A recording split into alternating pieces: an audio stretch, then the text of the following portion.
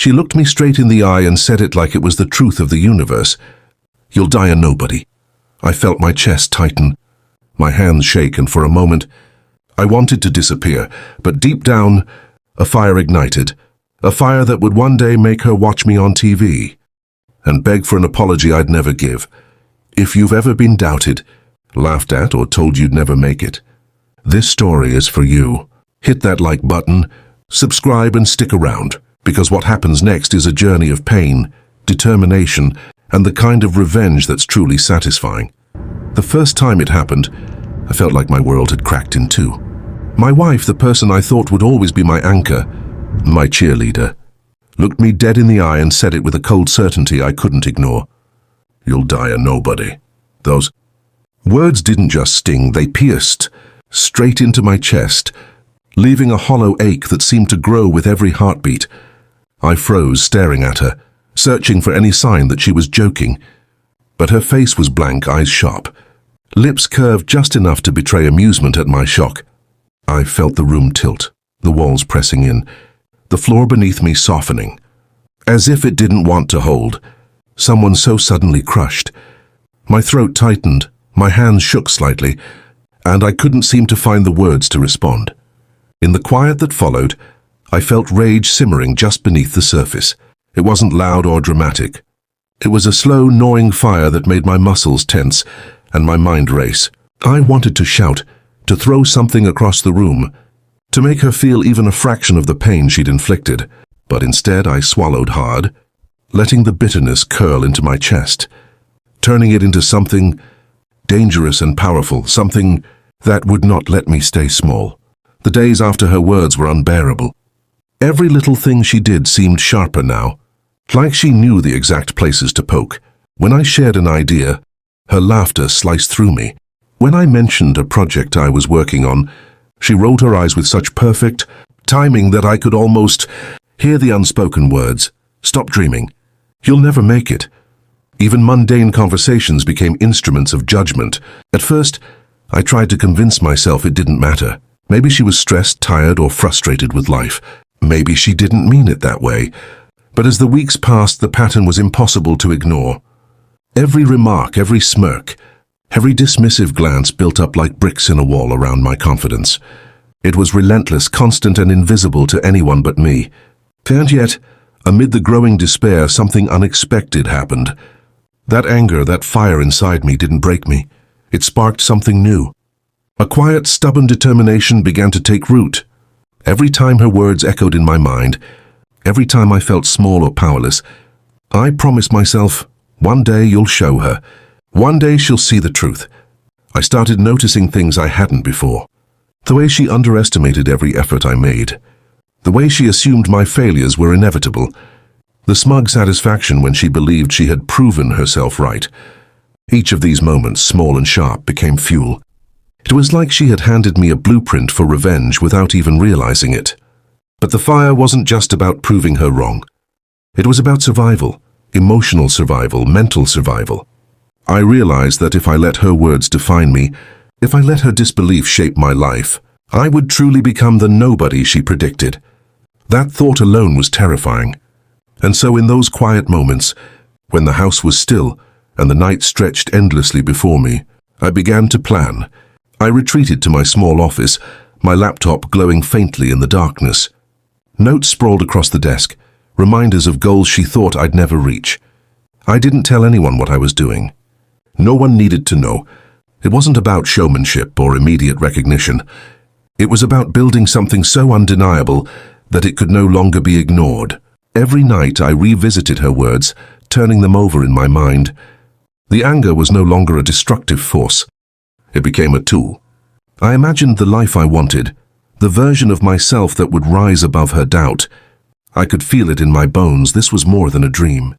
This was a mission, and while I felt small, powerless, and underestimated during those long days, the seed of my transformation had been planted. The woman who had mocked me, who had laughed at my ambitions, who had predicted my failure, she had no idea that those words would one day become the spark that lit my path to success. So I sat there late into the night, letting the silence wrap around me, letting the hurt transform into purpose. Every project I touched, every plan I drafted, every quiet step forward was a silent declaration: you won't define me. I will define myself. The days turned into nights, and nights blurred into early mornings, but I didn't stop.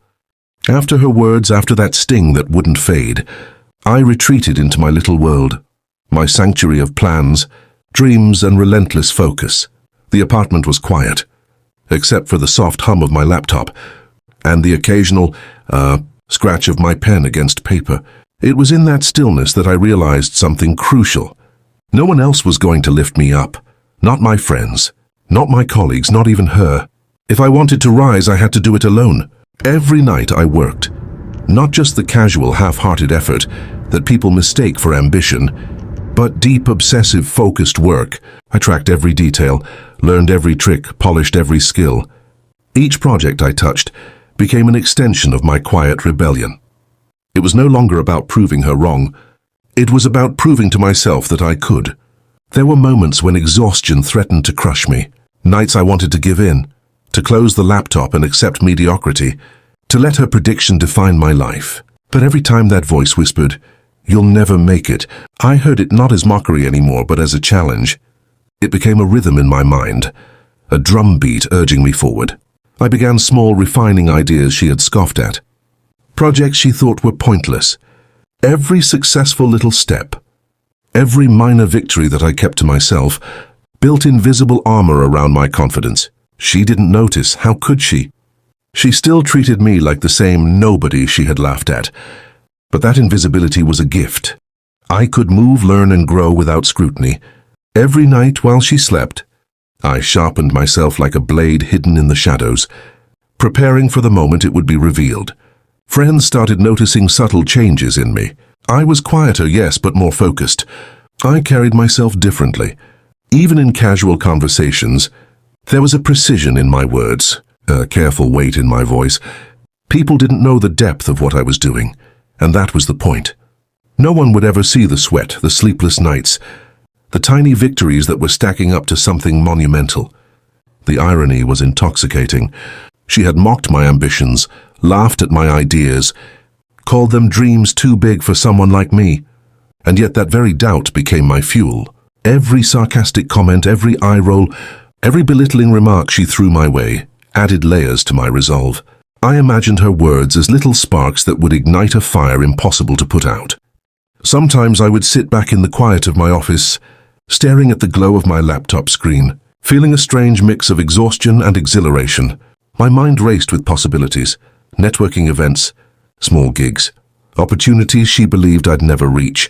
Each plan, each connection, each skill honed became part of a bigger puzzle, one she could never see, and that secrecy made every step feel like a triumph, even before the world witnessed it. There were moments of doubt, too, times when her face flashed in my mind, mocking me silently, and a chill would run down my spine. What if she was right? What if all of this effort was in vain? But those fleeting fears were quickly replaced by a stubborn defiance. I had tasted her doubt, and now I refused to let it dictate my reality. Every "you'll never make it" became a mantra.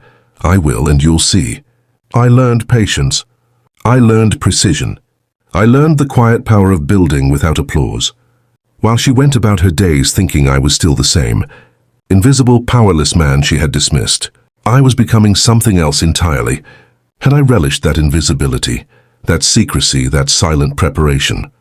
Months passed, and the change was undeniable. I wasn't the same person she had mocked. My skills had sharpened, my network had grown, and my confidence had solidified into something she could never have imagined. And all the while she remained oblivious, completely unaware of the storm quietly building right under her nose. The turning point I knew was coming. I just didn't know exactly when, but I could feel it. The moment when all the late nights, all the relentless work, all the fuel of her doubt would converge into a single, undeniable triumph.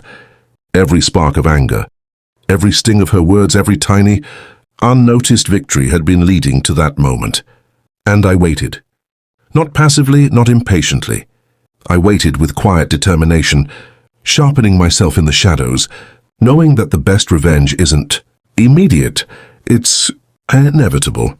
The day finally came when everything I had built in secret demanded to be tested. It was the culmination of months, no years of preparation, late nights, silent battles, and relentless self-discipline. My stomach twisted with a mixture of nerves and anticipation as I stared at the opportunity in front of me, an interview that could change everything, a platform that would finally make my work undeniable. I remembered her words vividly, as if she were standing right behind me. "You'll die a nobody." The memory tightened my chest, but instead of fear, it sparked a controlled, burning determination. I was no longer the person who had frozen the first time she mocked me. I had learned, grown, and sharpened myself into someone who could command attention, someone whose presence demanded respect. Walking into the studio, the environment buzzed with energy. Cameras, microphones, lights reflecting off polished floors, and assistants moving in precise choreographed chaos. I felt a strange calm amidst it all. This was my arena, and for the first time, I recognized the power in my preparation. Every late night, every small unnoticed success, every skill she had dismissed, all of it led me to this exact moment. The interview began, and my heart raced as questions were thrown at me, sharp and probing. I answered them with precision, but also with warmth and authenticity. I shared not only the technical achievements of my journey, but the human story behind them, the setbacks, the countless nights of doubt, the moments I had almost given up. The producers leaned forward, captivated. The cameras lingered on my face, catching the spark in my eyes. I could feel it, something shifting. I wasn't just answering questions. I was narrating my transformation. Every word carried the weight of years spent preparing for this exact moment. And somewhere I knew she would watch. I imagined her skepticism, her smirk, the subtle dismissive gestures she always used. And I smiled inwardly, because she didn't realize that the nobody she had written off was now the one commanding the room, the one holding the narrative. After the interview wrapped, I left the studio feeling an unfamiliar mixture of exhaustion and exhilaration. My mind raced with the possibilities of what came next, but there was also a quiet satisfaction in knowing I had performed flawlessly. Every detail had been accounted for. Every misstep she could have used to ridicule me had been anticipated and neutralized. I was no longer at the mercy of her doubt. I had turned it into power. Days later, when the interview finally aired, I watched it from my apartment, heart pounding. The moment the camera captured me in action, speaking with confidence, passion, and authority, I felt a surge of triumph. Then I saw her. She was on the couch, scrolling through channels, and paused. Her face froze, eyes widening as recognition hit her. She hadn't planned to watch, hadn't intended to see this firsthand, but there she was. Her silence was deafening. She leaned forward, tension radiating from her posture, her mouth slightly open, as if she were trying to form words that wouldn't come. Every smile she had once worn in mockery vanished, replaced by disbelief. I didn't gloat, I didn't smile. I simply watched her reaction in my mind, knowing that this was the first taste of vindication I had longed for. The thrill wasn't just in her shock, it was in knowing I had transformed every ounce of pain she had inflicted into this moment. I had taken her words, her laughter and her doubt, and forged them into a weapon of self-empowerment. She had expected weakness, but what she witnessed instead was undeniable strength. And yet this was only the beginning. The interview was the spark, the first public acknowledgement of what I had built in private. The real transformation, the one that would leave a lasting impression, was still to come. I felt it in my bones that this was the turning point, the moment where the world would start seeing me the way I had always known I could be seen. In the quiet afterward, I reflected on everything it had taken to get here, the nights of solitary work, the self-doubt I had to battle alone, the relentless drive to rise above the negativity. Each step had been painstaking, but also profoundly satisfying. I realized that revenge wasn't about humiliation. It was about creating undeniable proof that she had been wrong. And this moment of recognition was just the first layer of the payoff I had been waiting for. The payoff didn't come all at once. It arrived like a wave that had been building for months, and finally crashed with a force I could feel in my bones. After the interview aired, opportunities started arriving like letters in a mailbox I'd finally opened. Offers for collaborations, a podcast invite, an email from a producer who wanted to feature my work in a documentary. Each message was a small, electric confirmation that the quiet nights were turning into something real. I answered them all, careful and deliberate, because this wasn't luck. It was the sum of every unnoticed hour I'd spent sharpening myself. The moment that changed everything was a live panel discussion on a national network, the kind of event where dozens of industry people tune in, where reputations are made and reputations are recognized.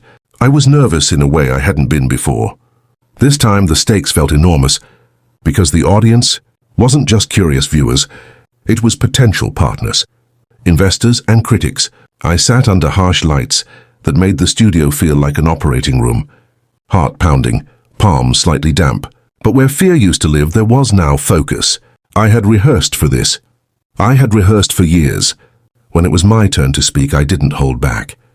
I told the truth, the failures, the nights I cried into my pillow, the cheap coffee and the self-doubt. I spoke about the idea that had seemed too small to others and how I'd turned it into something useful. I talked about resilience in a way that wasn't boasting, just honest, raw human. People listened. The panelists leaned forward. The host's eyes glinted with respect. And afterward, messages flooded in, praise, requests for mentorship, even a short piece in a major magazine that called my work a quietly revolutionary idea.